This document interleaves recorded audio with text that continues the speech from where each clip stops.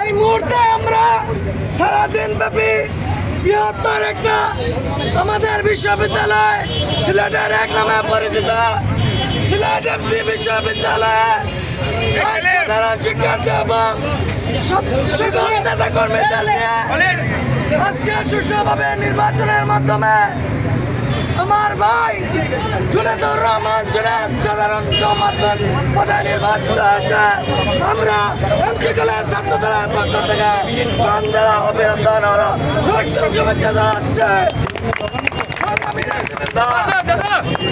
আপনাদের সামনে সংক্ষিপ্ত করে কথা বলবেন